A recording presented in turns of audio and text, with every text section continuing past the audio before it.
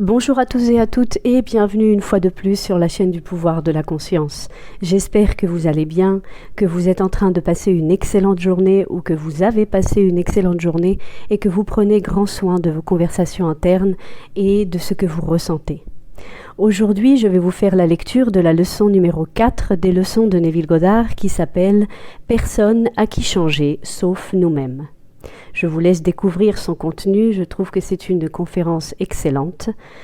Avant de commencer la lecture, je vous invite à vous abonner à la chaîne si vous ne l'avez pas encore fait et n'hésitez surtout pas à partager son contenu si vous pensez qu'il peut intéresser des personnes de votre entourage. Sans plus attendre et en vous remerciant de votre temps précieux, nous commençons avec la lecture. Leçon numéro 4. Personne à qui changer sauf nous-mêmes. Neville Goddard, 1948. Puis-je prendre une minute pour clarifier ce qui a été dit hier soir ? Une dame ressentait que ce que j'ai dit hier soir signifiait que je suis contre une nation. J'espère ne pas être opposé à aucune nation, aucune race ou croyance. Si j'ai mentionné une nation, c'était seulement pour illustrer un point. Ce que j'ai essayé de vous dire, c'est que nous devenons ce que nous contemplons. Car c'est la nature de l'amour, tout comme c'est la nature de la haine, de nous changer à l'image de ce que nous contemplons.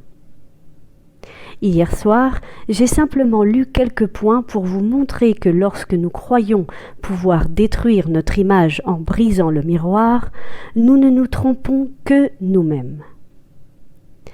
Lorsque, par la guerre ou par la révolution, nous détruisons les titres qui représentent pour nous l'arrogance et la cupidité, nous finissons par devenir l'incarnation de ce que nous pensions avoir détruit. Ainsi, aujourd'hui, les gens qui pensaient détruire les tyrans sont eux-mêmes devenus ce qu'ils pensaient avoir détruit. Cela ne peut pas être mal interprété. Permettez-moi de rétablir les bases de ce principe. La conscience est la seule et unique réalité. Nous sommes incapables de voir autre chose que le contenu de notre propre conscience. Par conséquent, la haine nous trahit au moment de la victoire et nous condamne à devenir ce que nous condamnons. Toute quête se révèle être un échange de caractéristiques, de sorte que les conquérants deviennent semblables à l'ennemi conquis.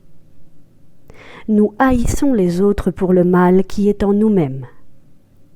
Les races, les nations et les groupes religieux ont vécu pendant des siècles dans une hostilité intime. Et c'est là la nature de la haine, tout comme la nature de l'amour, de nous changer à l'image de ce que nous contemplons. Les nations agissent envers d'autres nations comme leurs propres citoyens agissent les uns envers les autres. Lorsque l'esclavage existait dans un État et que cette nation en attaquait une autre, c'était dans le but d'asservir. Lorsqu'il y a une féroce compétition économique entre citoyens et citoyens, alors, en guerre avec une autre nation, l'objectif de la guerre est de détruire le commerce de l'ennemi. Les guerres de domination sont menées par la volonté de ceux qui, au sein d'un État, dominent les destins des autres.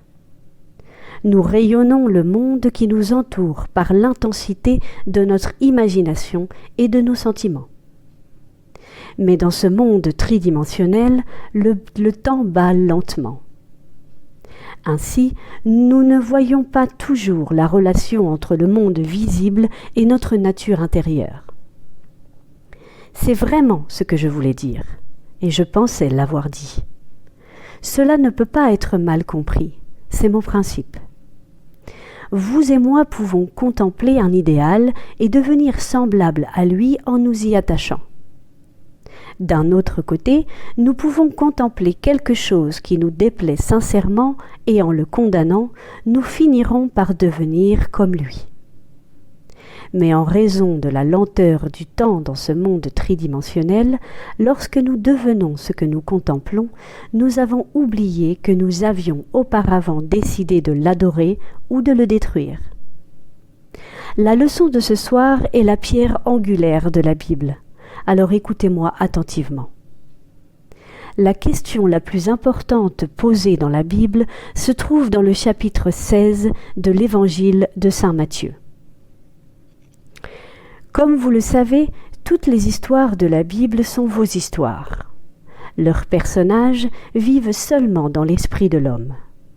Elles ne font référence à aucune personne qui ait vécu dans le temps et l'espace, ni à aucun événement qui a eu lieu autrefois sur terre. Le drame raconté dans Matthieu se déroule ainsi. Jésus se tourne vers ses disciples et leur demande « Qui disent les hommes que je suis, moi, le Fils de l'homme » Matthieu chapitre 16, verset 13. Ils répondirent « Les uns disent que tu es Jean le Baptiste, d'autres Élie, et d'autres Jérémie ou l'un des prophètes. » Il leur dit « Et vous, que dites-vous que je suis ?»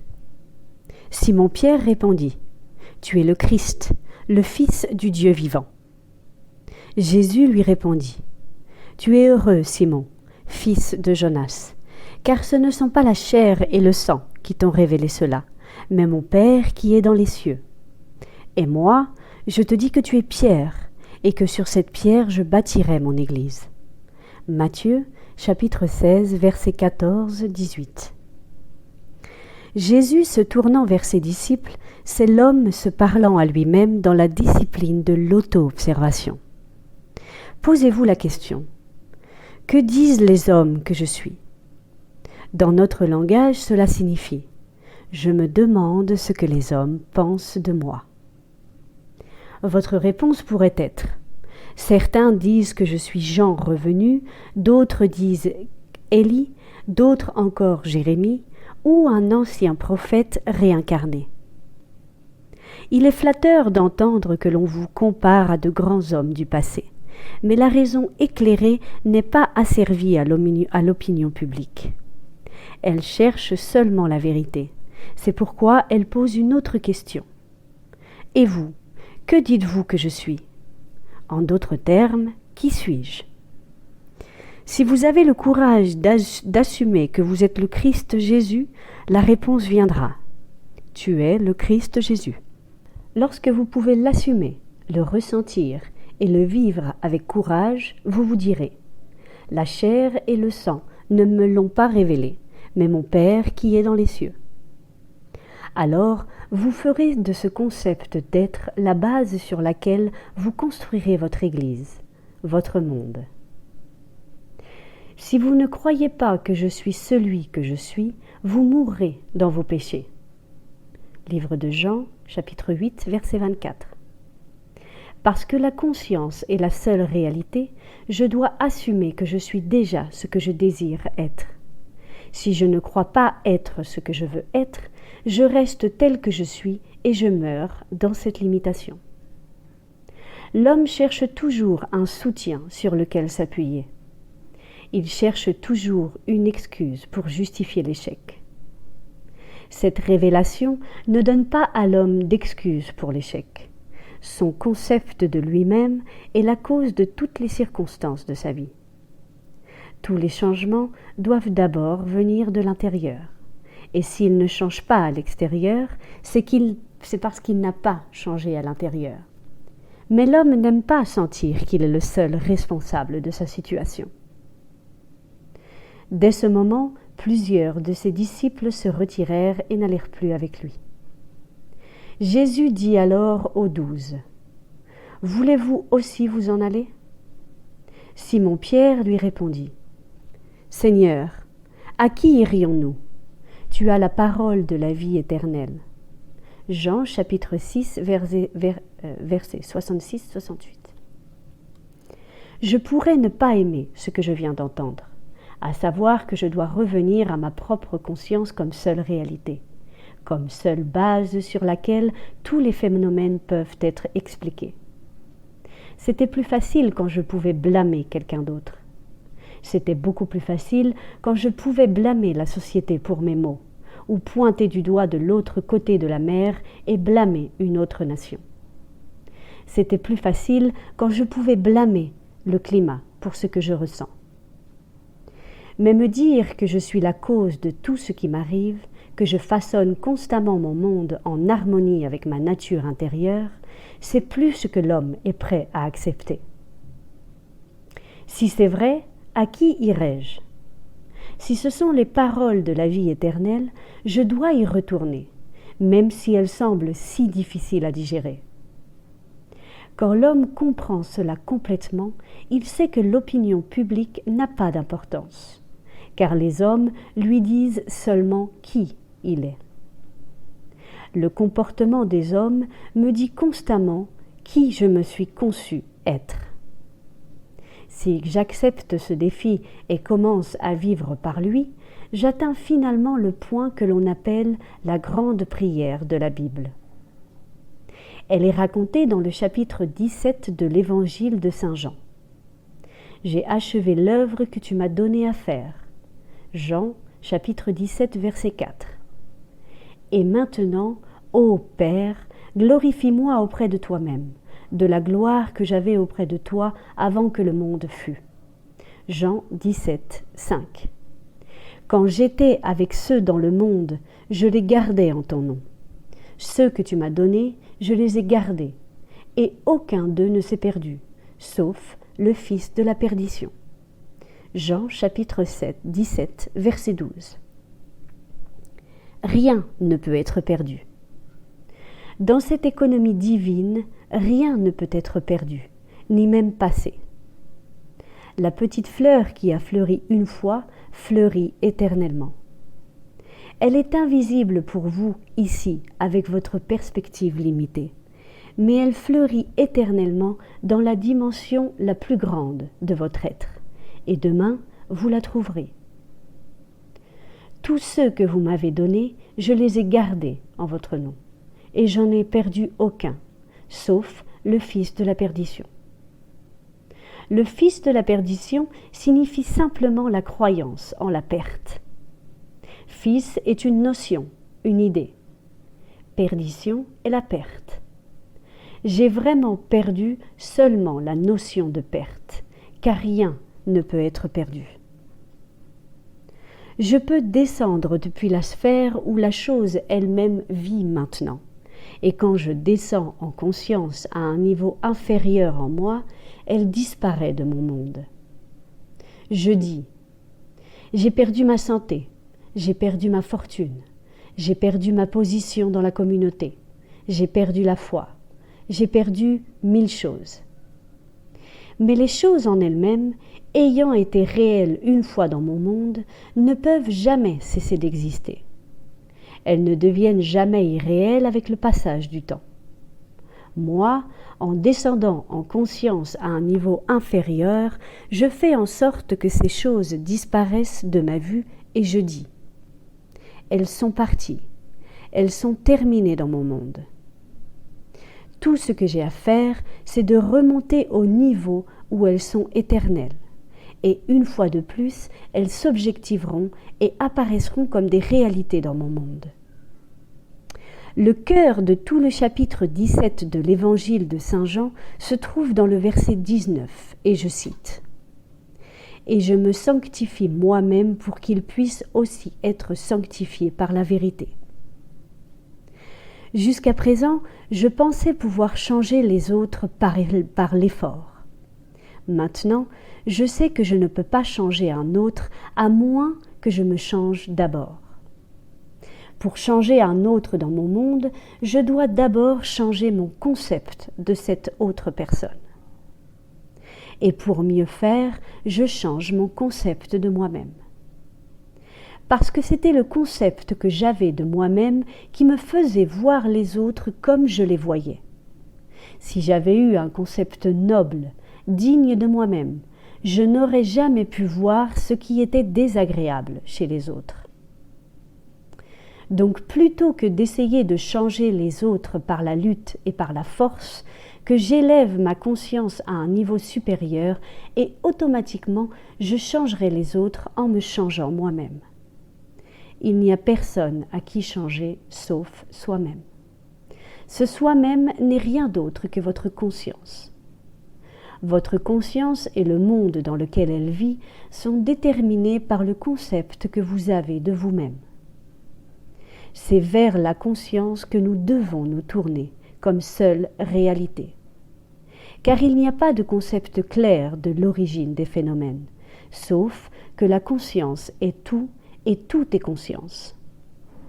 Vous n'avez pas besoin d'aide pour atteindre ce que vous cherchez. Ne croyez pas un seul instant que je préconise d'échapper à la réalité quand je vous demande simplement de supposer que vous êtes maintenant l'homme ou la femme que vous désirez être. Si vous et moi pouvions ressentir ce que ce serait si nous étions maintenant ce que nous voulons être et vivre dans cette atmosphère mentale comme si c'était réel, alors, d'une manière que nous ne connaissons pas, notre supposition se matérialiserait en fait. C'est tout ce que nous avons besoin de faire pour atteindre le niveau où notre supposition est déjà une réalité objective concrète. Je n'ai pas besoin de changer qui que ce soit. Je me sanctifie moi-même et en le faisant, je sanctifie les autres. Pour les purs, toutes les choses sont pures. Il n'y a rien de souillé en moi-même, sauf pour celui qui juge tout souillé. Pour lui, tout est souillé. Romains, chapitre 14, verset 14. Il n'y a rien d'impur en nous-mêmes, mais c'est nous, par notre concept de nous-mêmes, qui voyons les choses comme propres ou sales. Moi et mon Père sommes un. Jean chapitre 10, verset 30. Si je ne fais pas les œuvres de mon Père, ne me croyez pas. Mais si je le fais, même si vous ne me croyez pas, croyez en les œuvres, afin que vous puissiez savoir et croire que le Père est en moi, et moi en lui. Jean chapitre 10, verset 37-38. Il devient un avec Dieu. Il n'est pas étrange ou ce n'est pas un vol de faire les œuvres de Dieu. Vous portez toujours des fruits en harmonie avec ce que vous êtes. Il est tout à fait naturel pour un poirier de donner des poires, pour un pommier de donner des pommes, et pour l'homme de façonner les circonstances de sa vie en harmonie avec sa nature intérieure. Je suis la vigne, vous êtes les branches. Jean chapitre 15, verset 5. Une branche n'a pas de vie à moins d'être enracinée dans la vigne. Tout ce que j'ai besoin de faire pour changer le fruit, c'est de changer la vigne. Vous n'avez pas de vie dans mon monde à moins que je ne sois conscient de vous. Vous êtes enraciné en moi et, comme le fruit, vous témoignez de la vigne que je suis. Il n'y a pas d'autre réalité dans le monde que votre conscience. Bien qu'il puisse sembler maintenant que vous êtes ce que vous ne voulez pas être, tout ce que vous avez besoin de faire pour le changer et pour démontrer le changement par les circonstances dans votre monde, c'est d'assumer tranquillement que vous êtes ce que vous voulez être maintenant. Et d'une manière que vous ne connaissez pas, vous le deviendrez. Il n'y a pas d'autre moyen de changer ce monde. Je suis le chemin. Mon « je suis », ma conscience, est le chemin par lequel je change mon monde. Quand je change mon concept de moi-même, je change mon monde extérieur.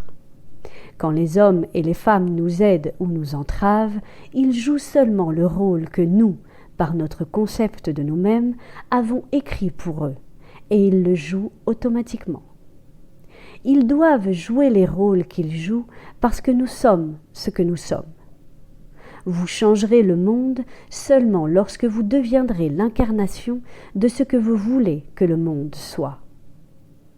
Vous n'avez qu'un seul don dans ce monde qui soit vraiment le vôtre à donner, et c'est vous-même. À moins que vous ne soyez vous-même ce que vous voulez que le monde soit, vous ne le verrez jamais dans votre monde extérieur. Sauf si vous croyez que je suis lui, vous mourrez dans vos péchés. Livre de Jean, chapitre 8, verset 24. Savez-vous qu'il n'y a pas deux personnes dans cette pièce qui vivent dans le même monde ? Nous rentrons chez nous ce soir dans des mondes différents. Nous fermons nos portes sur des mondes complètement différents. Nous nous levons le matin et allons travailler, où nous rencontrons des personnes et en rencontrons d'autres, mais nous vivons dans des mondes mentaux différents, des mondes physiques différents. Je ne peux donner que ce que je suis. Je n'ai pas d'autres cadeaux à offrir. Si je veux que le monde soit parfait, et qui ne le voudrait pas, j'ai échoué simplement parce que je ne savais pas que je ne pouvais jamais le voir parfait tant que je ne serais pas moi-même parfait.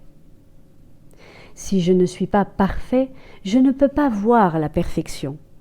Mais le jour où je le deviendrai, j'embellirai mon monde parce que je le verrai à travers mes propres yeux. Pour les purs, tout est pur. Il n'y a personne ici qui puisse me dire qu'ils ont entendu le même message ce soir. Tout ce que vous avez à faire, c'est d'écouter ce que je dis à travers ce que vous êtes. Cela doit être filtré à travers vos préjugés, vos superstitions et votre conception de vous-même. Quoi que vous soyez, cela doit passer par là et être coloré par ce que vous êtes. Si vous êtes contrarié et que vous aimeriez que je sois différent de ce que je semble être, alors vous devez être ce que vous voulez que je sois. Nous devons devenir ce que nous voulons que les autres soient. Sinon, nous ne les verrons jamais devenir cela. Votre conscience, ma conscience, est le seul véritable fondement dans le monde. C'est ce qui est appelé Pierre dans la Bible. Pas un homme. Cette fidélité qui ne peut être détournée vers personne, qui ne peut être flattée quand on vous dit par les hommes que vous êtes Jean revenu. C'est très flatteur de se faire dire que vous êtes Jean le Baptiste revenu, ou le grand prophète Élie ou Jérémie. Alors, je ferme mes oreilles à cette nouvelle très flatteuse que les hommes pourraient me donner et je me demande, mais honnêtement, qui suis-je? Si je peux nier les limites de ma naissance, de mon environnement et de la croyance que je ne suis qu'une extension de ma lignée, et ressentir en moi que je suis le Christ, et maintenir cette supposition jusqu'à ce qu'elle prenne place centrale et forme le centre habituel de mon énergie, je ferai les œuvres attribuées à Jésus. Sans pensée ni effort, je façonnerai un monde en harmonie avec cette perfection que j'ai assumée et que je sens émerger en moi. Quand j'ouvre les yeux des aveugles, que je débouche les oreilles des sourds, que je donne la joie au lieu du deuil et la beauté au lieu des cendres, alors, et seulement alors, j'aurai vraiment établi cette vigne profondément dans mon intérieur. C'est ce que je ferais automatiquement si j'étais vraiment conscient d'être le Christ. Et on a dit de cette présence qu'elle a montré qu'elle était le Christ par ses œuvres. Nos altérations ordinaires de la conscience, lorsque nous passons d'un état à un autre, ne sont pas des transformations, car chacune d'elles est si rapidement remplacée par une autre dans la direction opposée. Mais chaque fois que notre supposition devient si stable qu'elle chasse définitivement ses concurrentes, alors ce concept central habituel définit notre caractère et constitue une véritable transformation. Jésus, ou la raison illuminée, ne voyait rien d'impur dans la femme surprise en adultère. Il lui dit « Personne ne t'a condamné ?» Jean chapitre 8, verset 10. Elle répondit « Personne, Seigneur. » Et Jésus lui dit « Moi non plus, je ne te condamne pas. Va et ne pêche plus. » Jean chapitre 8, verset 11. Peu importe ce qui est représenté à la présence de la beauté, elle ne voit que la beauté. Jésus était tellement identifié à la beauté qu'il était incapable de voir la laideur. Quand vous et moi prenons vraiment conscience d'être le Christ, Nous redressons également les bras des atrophiés et ressuscitons les espoirs morts des hommes. Nous accomplissons toutes les choses que nous ne pouvions pas faire lorsque nous nous sentions limités par notre lignée généalogique. C'est un pas audacieux qui ne doit pas être pris à la légère, car le faire, c'est mourir. Jean, l'homme en 3 dimensions, est décapité, ou perd son focus tridimensionnel, pour que Jésus, le moi en 4 dimensions, puisse vivre. Toute extension de notre concept de l'être implique une rupture quelque peu douloureuse avec les conceptions héritées profondément enracinées. Les attaches qui nous maintiennent dans les limites conventionnelles sont fortes. Tout ce que vous croyiez auparavant, vous ne le croyez plus. Vous savez maintenant qu'il n'y a pas de pouvoir en dehors de votre propre conscience. Par conséquent, vous ne pouvez pas vous tourner vers quelqu'un d'autre que vous-même. Vous n'avez pas d'oreille pour la suggestion qu'il y ait quelque chose de plus puissant. Vous savez que la seule réalité est Dieu, et Dieu est votre propre conscience. Il n'y a pas d'autre Dieu. C'est pourquoi, sur cette base, vous construisez l'Église éternelle et vous assumez audacieusement que vous êtes cet être divin, auto-engendré parce que vous osez vous approprier de ce qui ne vous a pas été donné à votre naissance. Un concept de l'être qui n'a pas été façonné dans le ventre de votre mère. Un concept d'être conçu en dehors des attributions de l'homme. L'histoire nous est racontée magnifiquement dans la Bible en utilisant les 2 fils d'Abraham. L'un, béni, Isaac, né en dehors des attributions de l'homme, et l'autre, Ismaël, né en captivité. Sarah était trop vieille pour enfanter un fils. Alors, son mari Abraham entra chez Agar, la servante, la pèlerine, et elle conçut de l'homme âgé et lui donna un fils appelé Ismaël. La main d'Ismaël était contre tout homme, et la main de tout homme était contre lui. Tout enfant né d'une femme naît en captivité, né dans tout ce que représente son environnement, que ce soit le trône d'Angleterre, la Maison Blanche ou tout autre lieu important dans le monde. Tout enfant né d'une femme est personnifié comme cet Ismaël, le fils d'Agar. Mais endormi en tous les enfants se trouve le béni Isaac, qui est né en dehors des capacités de l'homme et qui est né par la foi seul. Ce deuxième fils n'a pas de père terrestre, il s'auto-engendre. Qu'est-ce que la deuxième naissance ? Je suis un homme, je ne peux pas retourner dans le ventre de ma mère, et pourtant je dois naître une deuxième fois. À moins qu'un homme ne naisse de nouveau, il ne peut pas entrer dans le royaume de Dieu. Jean chapitre 3, verset 3. Je m'approprie tranquillement ce que aucun homme ne peut me donner, ce qu'aucune femme ne peut me donner. Je me permets de supposer que je suis Dieu. Cela doit être par la foi, cela doit être par la promesse. Alors, je deviens béni, je deviens Isaac. Quand je commence à faire les choses que seule cette présence pourrait faire, je sais que je suis né en dehors des limites d'Ismaël et que je suis devenu l'héritier du royaume. Ismaël n'a pu héritier d'absolument rien, même si son père était Abraham ou Dieu. Ismaël n'avait pas les 2 parents pieux. Sa mère était Agar, la servante, et ainsi il ne pouvait pas partager l'héritage de son père. Vous êtes Abraham et Sarah, et à l'intérieur de votre propre conscience, il y a quelqu'un qui attend d'être reconnu.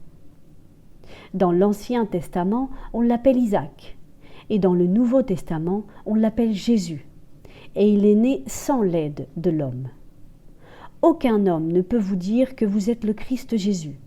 Aucun homme ne peut vous dire et vous convaincre que vous êtes Dieu. Vous devez jouer avec cette idée et vous demander ce que cela signifierait, être Dieu.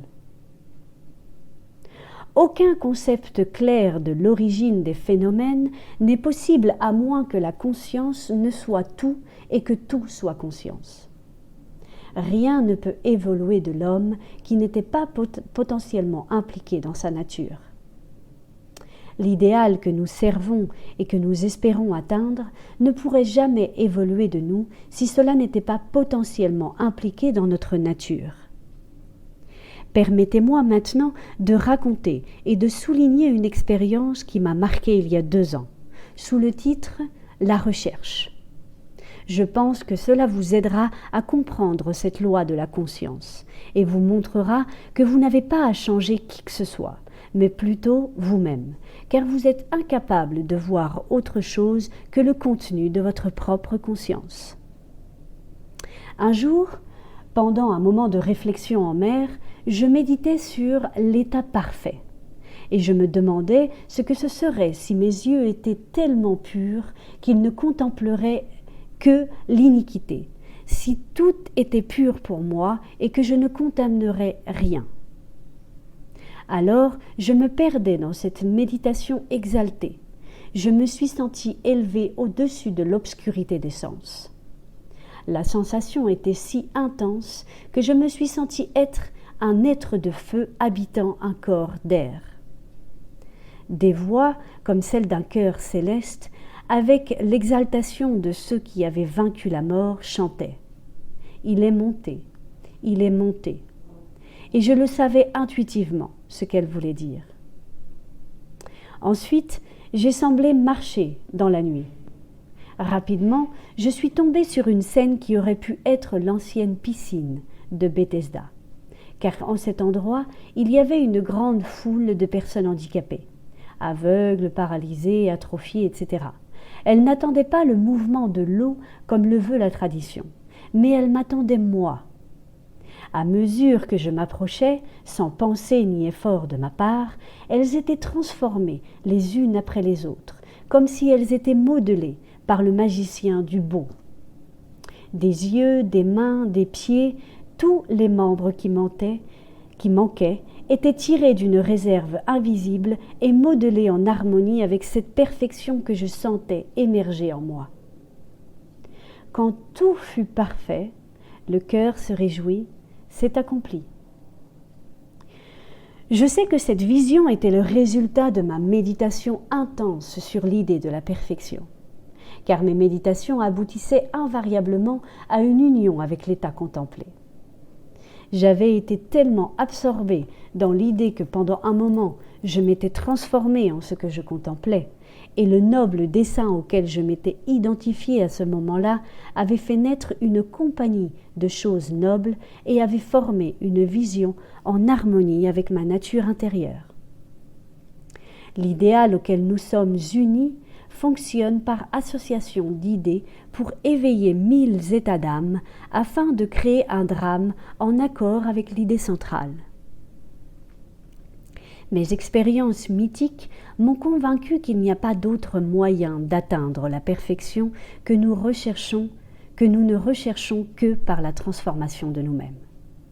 Dès que nous réunissons à nous transformer, le monde se fondra magiquement devant nos yeux et se réorganisera en harmonie avec ce que notre transformation affirme.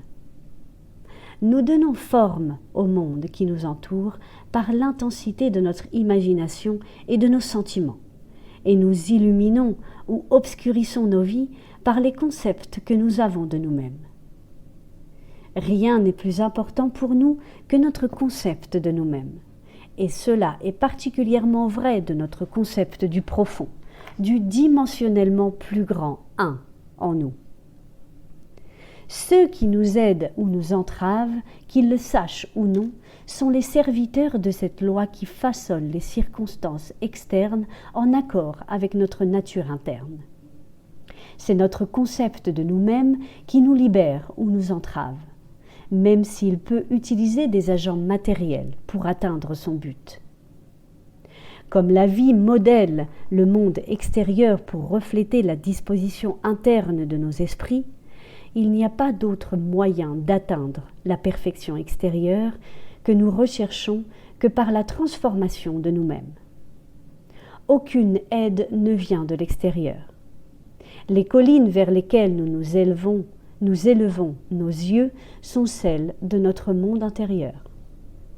C'est donc vers notre propre conscience que nous devons nous tourner comme seule réalité, comme la seule et unique base sur laquelle tous les phénomènes peuvent être expliqués. Nous pouvons avoir une confiance absolue en la justice de cette loi qui ne nous donne que ce qui est de notre propre nature. Essayer de changer le monde avant de changer notre concept de nous-mêmes, c'est lutter contre la nature des choses. Il ne peut y avoir aucun changement externe tant qu'il n'y a pas d'abord un changement interne. Comme c'est à l'intérieur, ainsi c'est à l'extérieur.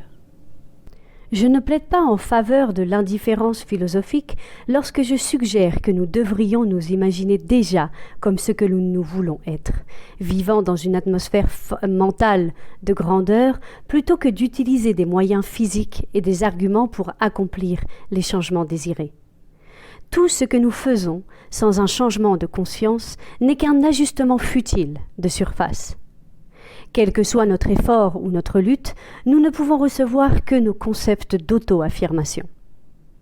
Protester contre tout ce qui nous arrive, c'est protester contre la loi de notre être et notre souveraineté sur notre propre destin. Les circonstances de ma vie sont trop étroitement liées à mon concept de moi-même pour n'avoir pas été façonnées par mon propre esprit à partir d'un entrepôt dimensionnellement plus grand de mon être. S'il y a de la douleur en moi dans ces événements, je devrais chercher la cause en moi-même, car je suis déplacée ici et là et façonnée pour vivre dans un monde en harmonie avec mon concept de moi-même. Si nous étions aussi émotionnellement éveillés à nos idées qu'à nos dégoûts, nous monterions au niveau de notre idéal aussi facilement que nous descendons maintenant au niveau de nos haines. L'amour et la haine ont un pouvoir magique de transformation, et nous nous façonnons à travers leur exercice à l'image de ce que nous contemplons. Par l'intensité de la haine, nous créons en nous-mêmes le caractère que nous imaginons chez nos ennemis. Les qualités meurent par manque d'attention. Ainsi, les états désagréables pourraient être mieux effacés en imaginant la beauté pour les cendres et la joie pour le deuil, plutôt qu'en attaquant directement l'état dont nous voulons nous libérer. Tout ce qui est bienveillant et de bonnes relations, pensez à ces choses, car nous devenons ceux avec quoi nous sommes en relation. Il n'y a rien à changer sauf notre concept de nous-mêmes. Dès que nous parvenons à nous transformer, notre monde se dissout et se reconfigure en harmonie avec ce que notre changement affirme. J'ai, par ma descente de conscience, permis l'imperfection que je vois. Dans l'économie divine, rien n'est perdu. Nous ne pouvons rien perdre, sauf en descendant de conscience depuis la sphère où les choses a sa vie naturelle. Et maintenant, ô Père, glorifie-moi auprès de toi-même de la gloire que j'avais auprès de toi avant que le monde fût. Jean, chapitre 17, verset 5. Lorsque je m'élève en conscience, le pouvoir et la gloire qui étaient miens reviennent à moi. Et je dirai aussi, j'ai accompli le travail que tu m'as donné à faire.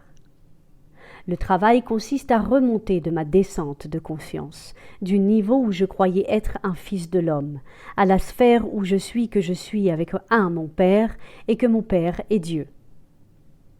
Je sais, au-delà de tout doute, qu'il n'y a rien que l'homme ait à faire, sinon changer son propre concept de lui-même pour assumer la grandeur et soutenir cette affirmation. Si nous marchons comme si nous étions déjà l'idéal que nous servons, nous nous élèverons au niveau de notre affirmation et nous trouverons un monde en harmonie avec notre affirmation. Nous n'avons pas à lever le petit doigt pour que cela se produise, car cela l'est déjà.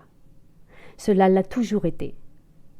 Vous et moi sommes descendus en conscience au niveau où nous sommes maintenant, et nous voyons l'imperfection parce que nous avons descendu. Parce que nous sommes descendus. Nous voyons l'imperfection parce que nous sommes descendus. Quand nous commençons à monter, alors que nous sommes encore dans ce monde tridimensionnel, nous découvrons que nous évoluons dans un environnement complètement différent. Nous avons des cercles d'amis complètement différents et un monde complètement différent, tout en vivant encore ici. Nous connaissons le grand mystère de l'affirmation. Je suis dans le monde, mais je ne suis pas de lui. Au lieu de changer les choses, je vous suggère à tous de vous identifier avec l'idéal que vous contemplez.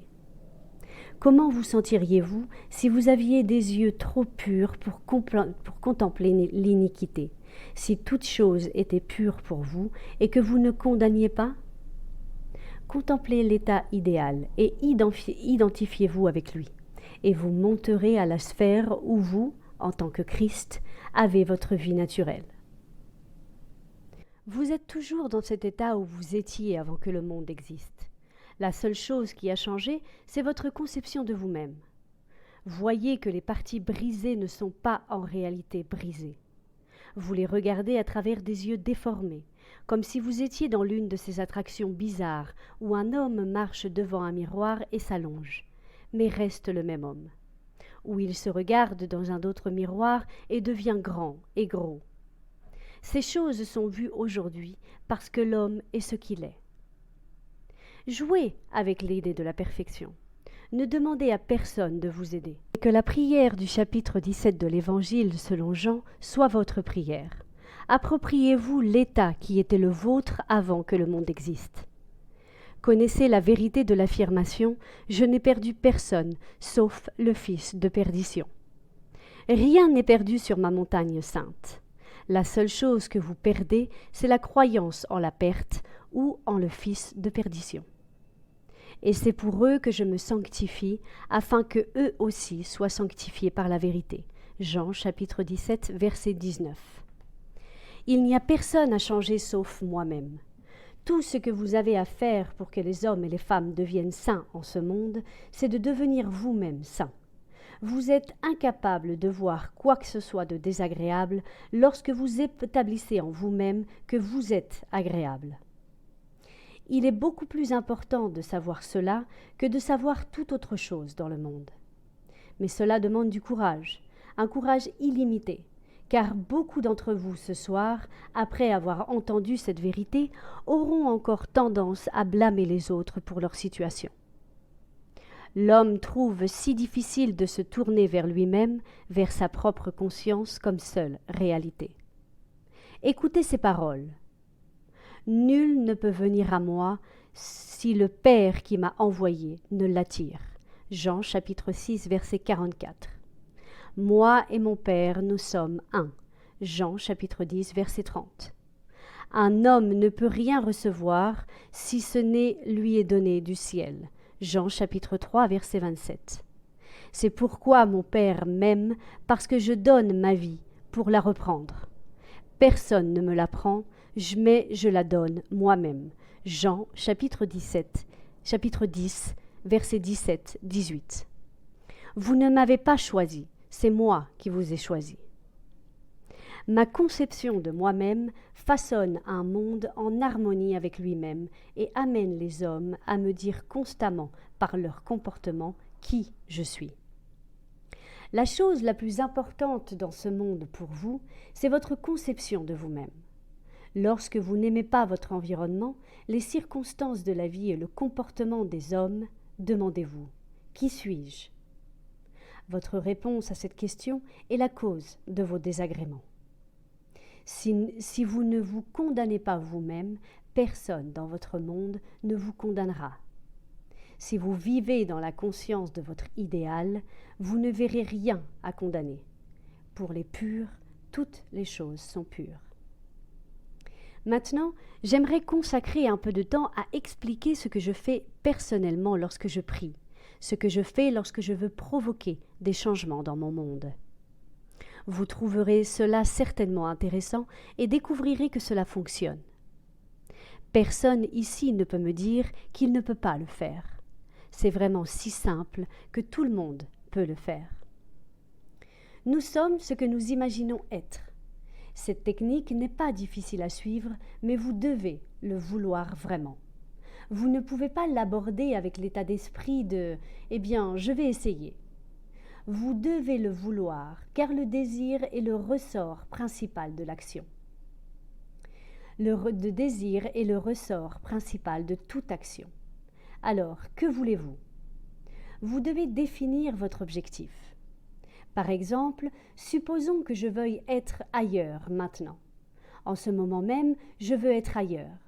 Je n'ai pas besoin de franchir la porte, je n'ai pas besoin de m'asseoir. Je n'ai rien à faire sauf à être là où je suis en ce moment et, les yeux fermés, à supposer que je suis réellement là où je veux être.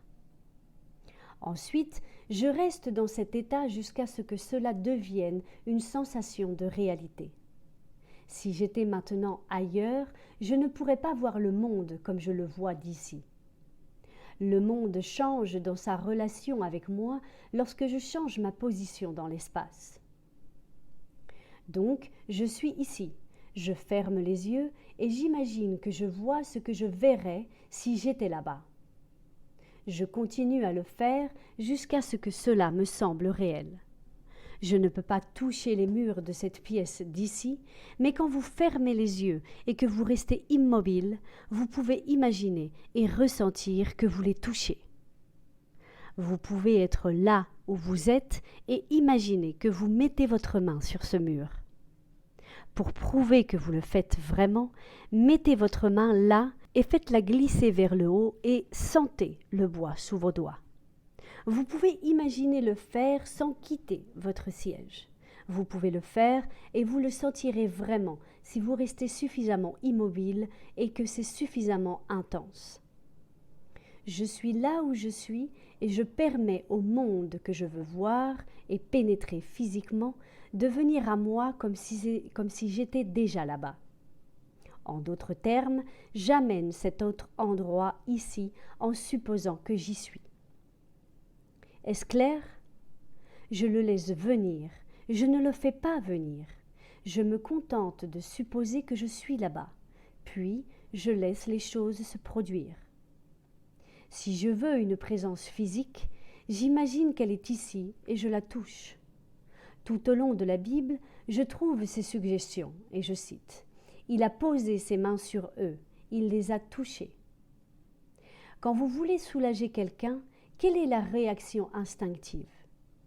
Mettre la main sur lui, vous ne pouvez pas vous y en empêcher. Vous rencontrez un ami et votre main va automatiquement vers lui. Vous lui serrez la main ou vous la mettez sur son épaule. Supposons maintenant que vous rencontriez un ami que vous n'avez pas vu depuis 1 an et qui est un ami que vous appréciez beaucoup. Que feriez-vous? Vous le prendriez dans vos bras, n'est-ce pas? Ou vous poseriez votre main sur lui. Dans votre imagination, rapprochez-le suffisamment pour pouvoir poser votre main sur lui et sentir qu'il est solidement réel. Limitez l'action à cela. Vous serez surpris de ce qui se passe. À partir de là, les choses commencent à bouger. Votre être dimensionnellement plus grand inspirera chez tous les idées et actions nécessaires pour vous mettre en contact physique avec cette personne. Cela fonctionne de cette manière. Chaque jour, je me mets dans un état de somnolence. C'est une chose très facile à faire. Mais l'habitude est une chose étrange dans le monde des hommes. Ce n'est pas une loi, mais l'habitude agit comme si c'était la loi la plus irrésistible du monde. Nous sommes des créatures d'habitude. Si vous créez un intervalle chaque jour où vous vous mettez dans un état de somnolence, par exemple à 15 heures, vous savez qu'à ce moment-là, tous les jours, vous vous sentirez somnolent. Essayez-le pendant 1 semaine et voyez si je n'ai pas raison. Asseyez-vous pour créer un état proche du sommeil, comme si vous étiez endormi. Mais ne poussez pas la somnolence trop loin, juste assez pour vous détendre et garder le contrôle de la direction de vos pensées. Essayez-le pendant 1 semaine, et chaque jour, à cette heure-là, peu importe ce que vous faites, vous aurez du mal à garder les yeux ouverts.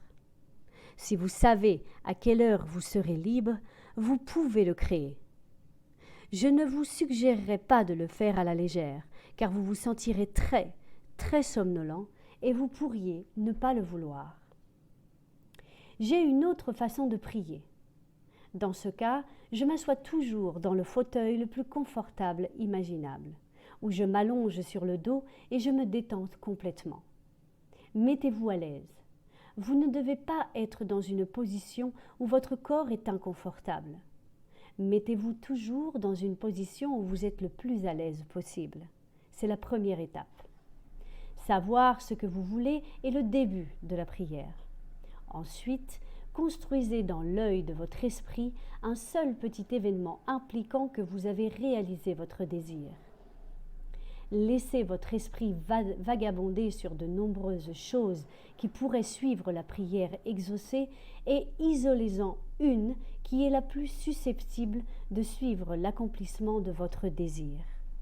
Une petite chose simple, comme serrer une main, étreindre quelqu'un, recevoir une lettre, écrire un chèque ou quoi que ce soit d'autre qui pourrait impliquer la réalisation de votre désir.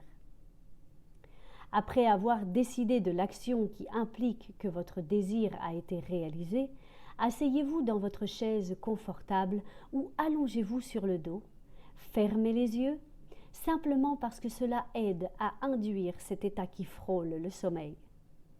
Au moment où vous ressentez cet état agréable de somnolence ou le sentiment de recueillement, où vous vous sentez comme si je pourrais bouger si je le voulais, mais je ne veux pas.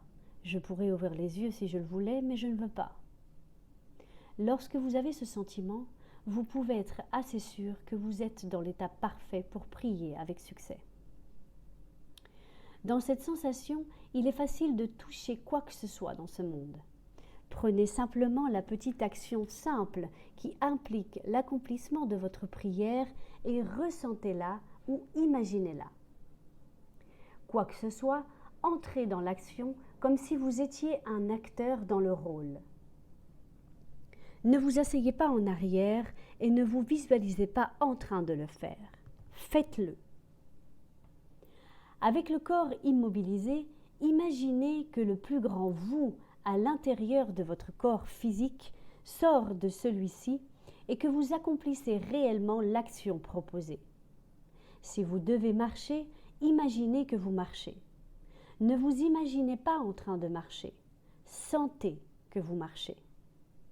Si vous devez monter des escaliers, sentez que vous montez des escaliers. Ne vous visualisez pas en train de monter les escaliers. Sentez que vous le faites. Si vous devez serrer la main d'un homme, ne vous imaginez pas en train de serrer la main. Imaginez votre ami debout devant vous et serrez-lui la main. Mais gardez vos mains physiques immobiles et imaginez que votre main plus grande, celle que vous imaginez, serre réellement la main. Tout ce que vous avez à faire, c'est imaginer que vous le faites. Vous vous étendez dans le temps et ce que vous faites, ce qui semble être un rêve diurne contrôlé, est un acte effectif dans la dimension supérieure de votre être. Vous trouvez effectivement un événement à 4 dimensions avant de le trouver ici, dans les 3 dimensions de l'espace. Et vous n'avez pas à lever le petit doigt pour que cela se produise. Ma 3e façon de prier est simplement de ressentir de la gratitude. Si je veux quelque chose, que ce soit pour moi ou pour quelqu'un d'autre, j'immobilise mon corps physique. Puis, je génère l'état proche du sommeil. Et dans cet état, je ne ressens que du bonheur. Je me sens reconnaissant. Une gratitude qui implique la réalisation de ce que je veux. J'assume la sensation de la réalisation du désir et, avec l'esprit dominé par cette seule sensation, je m'endors. Je n'ai pas à faire quoi que ce soit pour que cela se produise, car c'est déjà fait.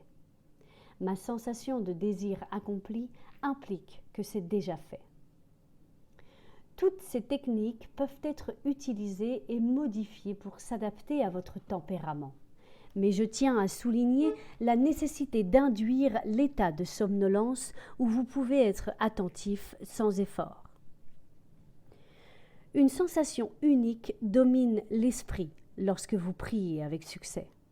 Que ressentiriez-vous maintenant si vous deveniez ce que vous voulez être?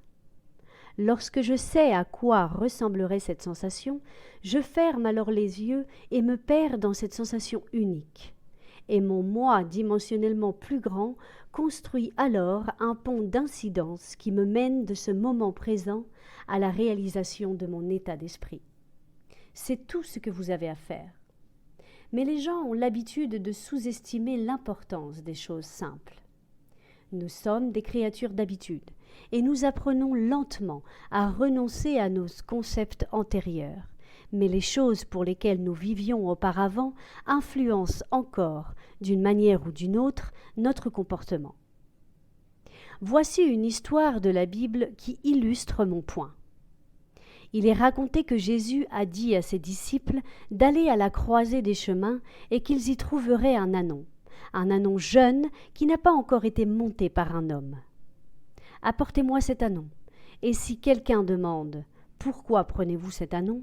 dites-lui « Le Seigneur en a besoin. » Ils sont allés à la croisée des chemins, ont trouvé l'anon et ont fait exactement ce qui leur avait été dit de faire.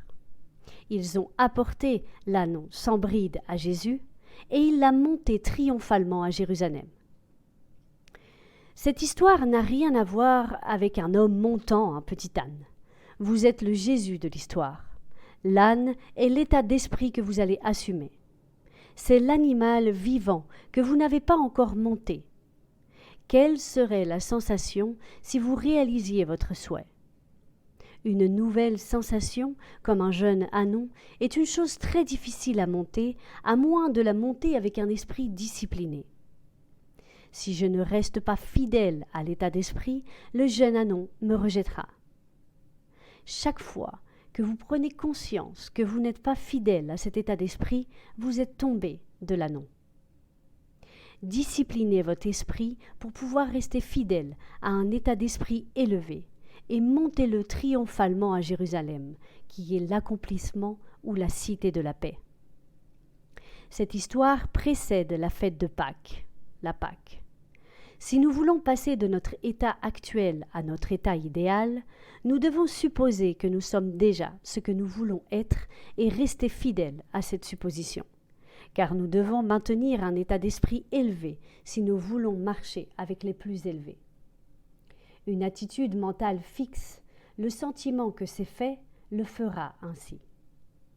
Si je marche comme si c'était le cas, mais que de temps en temps je regarde pour voir si c'est vraiment le cas, alors je tombe de mon état d'esprit ou je tombe de l'anon. Si je suspendais mon jugement comme Pierre, je pourrais marcher sur l'eau. Pierre commence à marcher sur l'eau, puis il commence à regarder sa propre compréhension et commence à s'enfoncer. La voix lui dit alors « Regarde en haut, Pierre ». Pierre regarde en haut et se redresse et continue à marcher sur l'eau.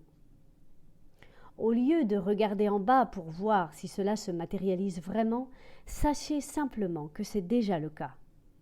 Maintenez cet esprit et montez l'anon sans bride jusqu'à la cité de Jérusalem. Nous devons tous apprendre à monter l'anon directement à Jérusalem sans l'aide d'aucun homme. Vous n'avez pas besoin d'un autre pour vous aider. Ce qui est étrange, c'est lorsque nous maintenons notre morale élevée et que nous ne nous décourageons pas, d'autres atténuent les chocs. Ils étendent les feuilles de palmier devant moi pour amortir mon voyage. Je n'ai donc alors pas à m'inquiéter. Les chocs seront adoucis tant que je progresse vers la réalisation de mon désir. Mon état d'esprit élevé suscite chez les autres des idées et des actions tendant à incarner mon état d'esprit. Si vous marchez fidèlement avec un moral élevé, il n'y aura aucune opposition, ni aucune compétition. La preuve d'un enseignement ou d'un maître réside dans la fidélité à ce qui est enseigné. Je pars d'ici dimanche soir. Restez fidèles à cette instruction. Si vous cherchez des causes en dehors de la conscience humaine, alors je ne vous ai pas convaincu de la réalité de la conscience. Si vous cherchez des excuses pour l'échec, vous les trouverez toujours, car vous trouvez ce que vous cherchez. Si vous cherchez une excuse pour l'échec, vous la trouverez dans les étoiles, dans les nombres, dans une tasse de thé ou ailleurs. L'excuse ne sera pas là, mais vous la trouverez pour justifier votre échec. Les hommes et les femmes d'affaires et les professionnels avec succès savent que cette loi fonctionne. Vous ne la découvrirez pas dans les groupes de commérage, mais vous la découvrirez dans les cœurs courageux. Le voyage éternel de l'homme a un seul but, révéler le Père. Il vient rendre visible son Père, et son Père se manifeste dans toutes les belles choses de ce monde. Tout ce qui est aimable, tout ce qui est de bonnes relations, montez dans ces choses, et il n'y a pas de temps pour ce qui est désagréable dans ce monde, quelle qu'en soit la nature. Restez fidèle à la connaissance que votre conscience, votre je suis, votre conscience d'être conscient de la seule réalité, soit le fondement sur lequel tous les phénomènes peuvent être expliqués. Il n'y a pas d'explication en dehors de cela. Je ne connais aucune conception claire de l'origine des phénomènes, sinon que la conscience est tout et tout est conscience. Ce que vous cherchez est déjà logé en vous. S'il n'était pas déjà en vous, l'éternité ne pourrait pas la développer. Aucune étendue de temps ne serait suffisante pour évoluer ce qui n'est pas potentiellement inclus en vous. Laissez-le simplement être en supposant qu'il est déjà visible dans votre monde et restez fidèle à votre supposition. Il se matérialisera en fait. Votre Père a d'innombrables moyens de révéler votre supposition. Gravez ceci dans votre esprit et souvenez-vous toujours. Une supposition, même fausse, si elle est maintenue, se matérialisera en fait. Vous et votre Père ne faites qu'un.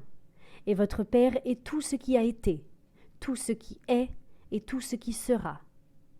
Par conséquent, ce que vous cherchez, vous l'êtes déjà.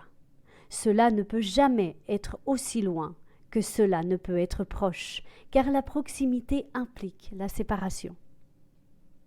Le grand Pascal a dit « Tu ne m'aurais jamais cherché si tu ne m'avais déjà trouvé. » Ce que vous désirez maintenant, vous l'avez déjà, et vous le cherchez seulement parce que vous l'avez déjà trouvé. Vous le trouvez sous forme de désir. Il est aussi réel sous forme de désir que pour vos organes corporels. Vous êtes déjà ce que vous cherchez, et vous n'avez pas à changer qui que ce soit d'autre que vous-même pour l'exprimer dans votre monde physique.